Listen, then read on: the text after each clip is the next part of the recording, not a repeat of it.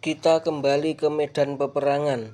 Dari sana terlihat debu mengepul, mengaburkan warna-warna langit yang cerah. Derap langkah kuda terdengar berirama, irama kekalahan. Kabilah Kotibiah pulang kembali ke kampung mereka dengan hati terbakar oleh kemarahan dan harus menanggung aib sebagai orang kalah. Laila menjadi sedih mendengar cerita ayahandanya. Tetapi tiada yang tahu apakah ia sedih karena kabilahnya menanggung aib kekalahan atau karena saat kebebasan yang ia tunggu ternyata tidak terwujud. Ia memang berharap Majnun dapat membebaskan dirinya dari belenggu kabilahnya.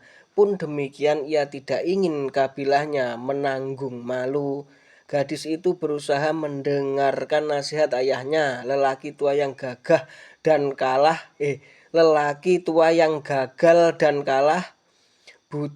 Butir-butir kepedihan mengalir bersama kata-kata lelaki tua. Namun jiwa Laila masih terikat oleh Majnun. Kata-kata bijak yang dialirkan bersama darah tidak mampu mengubah pendiriannya. Hanya Majnun yang dapat memenuhi mimpinya. Sejak peperangan yang menyakitkan itu, kabilah Kotibiah selalu memandang Laila dengan marah. Ia dianggap sebagai penyebab peperangan, gadis yang menyebabkan sanak keluarga mereka syahid di medan laga. Laila semakin terkucil sendiri, dicela, putus asa dan tanpa semangat. Harapan bahagia kini pupus sudah, hatinya hancur binasa. Waktu terus berlalu meninggalkan badai yang menerjang, mengikis kecantikan dari wajah rupawan. Namun selamanya mawar akan tetap memancarkan bau harum. Kecantikannya menjadi buah bibir yang mengagumkan. Budi bahasanya menjadi harapan. Laila kini telah menjadi gadis yang matang dan siap disunting. Berbagai pemuda dari keturunan Ningrat datang untuk melamar. Para peminang dengan berbagai kelebihan yang dimiliki datang menunggu dengan tidak sabar. Kepada siapa sang ayah menyerahkan kristal yang selalu dijaga dengan penuh perhatian itu. Pesonanya membakar jiwa pemuda. Ia seperti bunga yang boleh dicintai semua orang namun tidak bisa menentukan pilihan. Karena bila menyetujui seseorang maka berarti menyakiti hati yang lain. Dan di hadapan para peminang ia selalu menampakkan wajah gembira, tersenyum walau hatinya hancur. Mawar bergoyang mewangi. Di antara pesona keindahan ia menyimpan duri yang bisa melukai orang yang berusaha mendekat. Duri itu bisa menyebabkan bara api cinta berubah menjadi kecewa. Ayah Laila tidak ingin membiarkan keluarganya selalu dihina, tidak ingin Laila diterpa kesedihan tiada henti. Sudah saatnya ia menentukan pilihan, memutuskan pemuda yang cocok untuk menjadi pendamping Laila. Bukankah ia telah berjanji untuk menikahkan putrinya dengan Ibnu Salam? Lelaki itu kini datang menagih janji dengan membawa mahar tak terkira banyaknya. Ia memberi hadiah pada Laila pakaian yang dibordir dengan manik-manik dari permata. Juga beberapa pakaian yang disulam dengan sutera dan emas, kilauan permata, mutiara dan batu mirah yang menarik pandangan dipersembahkan. Unta-unta pilihan dan kuda dari keturunan terbaik diberikan. Semua itu dikirimkan Ibnu Salam melalui utusannya. Ia berharap kali ini keinginannya untuk mempersunting Laila tidak menemui ganjalan. Setelah mempersembahkan semua hadiah itu, sang utusan beruluk salam lalu berkata, "Kami adalah utusan seorang pemuda terhormat, dibanggakan oleh orang Yaman, berani seperti seekor singa, kuat seperti sepasukan prajurit, dengan kekayaan yang berlimpah dan keberanian yang tiada tanding. Selalu menang di kancah peperangan, mintalah darah, maka akan dia alirkan dari tangannya sendiri. Mintalah emas kepadanya, maka akan ia taburkan permata seperti menabur pasir. Manusia dihargai karena ucapannya. Janji adalah janji, akan tetap ditagih walau kiamat tiba. Hari ini kami datang pada Tuhan untuk menyambung tali silaturahmi sekaligus menagih janji yang pernah Tuhan ucapkan dan disaksikan oleh para malaikat.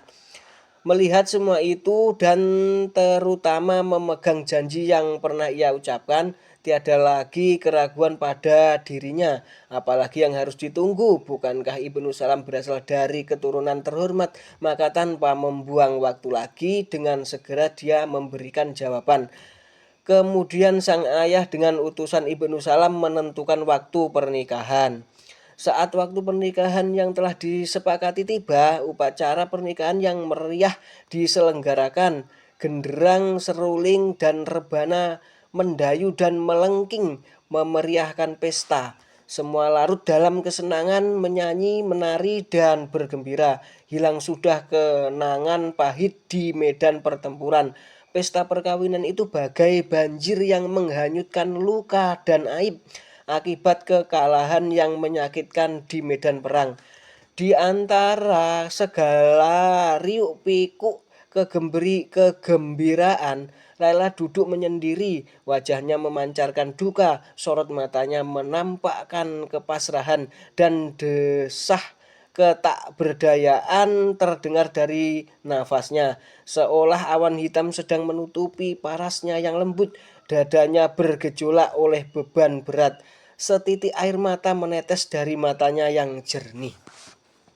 Laila seperti pohon dengan daun-daunnya yang layu, jatuh dalam pelukan debu. Ia tidak bisa merasakan kegembiraan yang ada di depannya.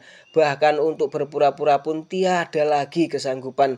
Laila teringat nasib kekasihnya, Majnun. Ya, hanya Majnun seorang yang ada dalam hatinya. Tak ada lagi setitik ruang tersisa untuk orang lain. Hatinya telah terkunci rapat dan Majnunlah yang memegang anak kuncinya. Gadis itu pun berjanji hanya Majnun yang dapat memiliki hati dan cintanya. Sekuat tenaga akan ia jaga tubuh dan hatinya. Ia tidak ingin dunia menuduhnya sebagai pengkhianat. Tidak. Ia tidak akan mengkhianati cinta, tidak ingin mengabaikan pengorbanan Kais.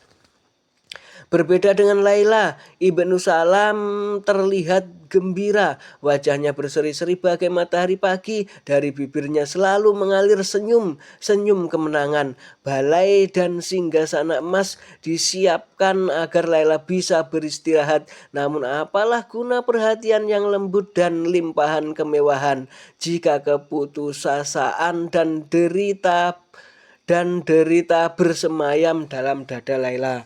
Ketika pesta telah usai, kedua mempelai masuk ke peraduan. Hati Ibnu Salam diliputi kebahagiaan seolah mampu merengkuh segala kebahagiaan yang dianugerahkan langit pada bumi. Tiada lagi keraguan dan sah wasangka. Merpati itu berada dalam rengkuhannya. Saat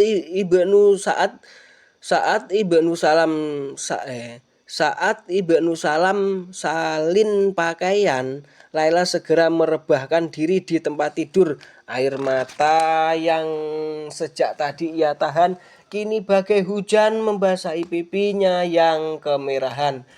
Saat Ibnu Salam segera menyusul ke tempat tidur, ia melihat Laila menampakkan punggung membelakangi dirinya. Ibnu Salam mencoba menyapa Laila dengan lembut, namun istrinya tidak menjawab, hanya isak tangisnya yang terdengar.